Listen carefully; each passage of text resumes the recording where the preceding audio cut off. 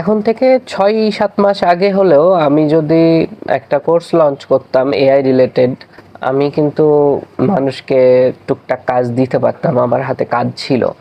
আর আমি যদি ৬ মাসের জন্য ৫,০০০-৬,০০০ টাকা চার্জ করতাম একটা এককালীন কোর্স ফি নিয়ে, তাহলে জমজমাট ইনকাম করতে পারতাম। আমার ওই কোর্স ফি থেকে ওদেরকে কিছু টাকা দিতে পারতাম, আবার আমার কাজ থেকে ওদেরকে পেমেন্ট করতে পারতাম।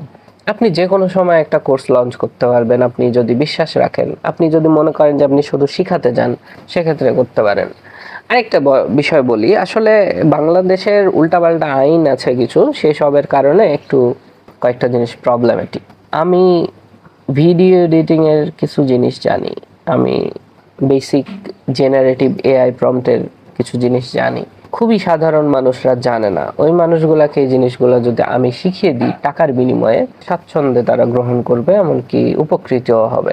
কিন্তু এই জিনিসগুলো ইউটিউবে অনেক কিছু অ্যাভেলেবল আছে, তারা জিনিসটা খুঁজে নিতে পারে না, এজন্যই কোর্সের ভেড়াজালে পড়ে যায়।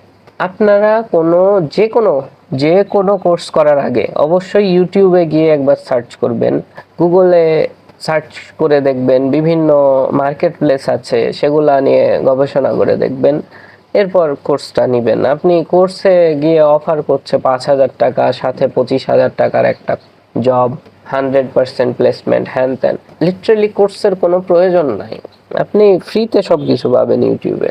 আপনি একটা জিনিস পারেন, আপনার সেটা থেকে কোটি টাকা ইনকাম হয়েছে, আপনি সেটা শো করছেন, স্ক্রিন রেকর্ড করে দেখাচ্ছেন বা ক্যামেরা দিয়ে ভিডিও করে দেখাচ্ছেন।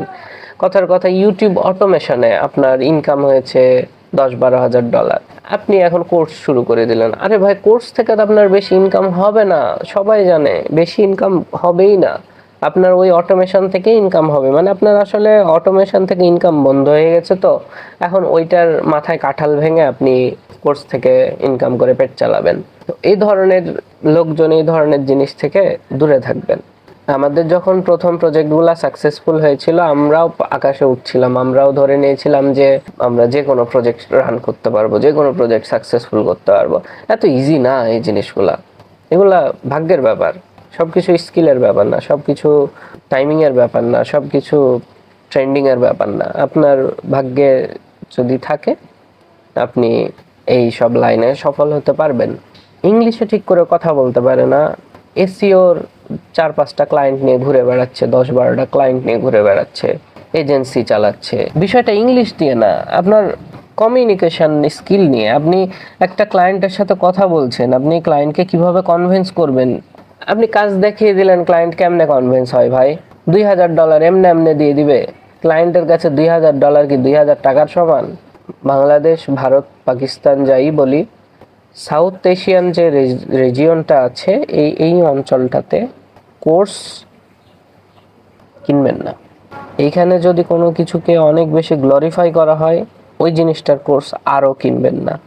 2026 সালে এসে যদি বলে যে অমুক জিনিসটা এইখান থেকে শিখুন, এটার জন্য এটা, প্রত্যেকটা জিনিস আপনি ঠিকভাবে অনলাইনে সার্চ করতে জানলে পাবেন।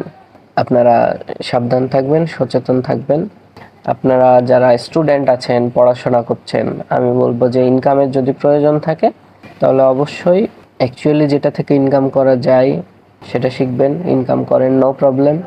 কিন্তু এই অযথা কোর্স ব্যবসায়ীদের পাল্লায় পড়বেন না, সময় নষ্ট হবে, কিছু ইনকাম করতে পারবেন না, হয়তো টুকটাক কিছু শিখতে পারবেন যেটা আপনার ওয়ার্ক লাইফে কোনো কাজে আসবে না। আসসালামু আলাইকুম।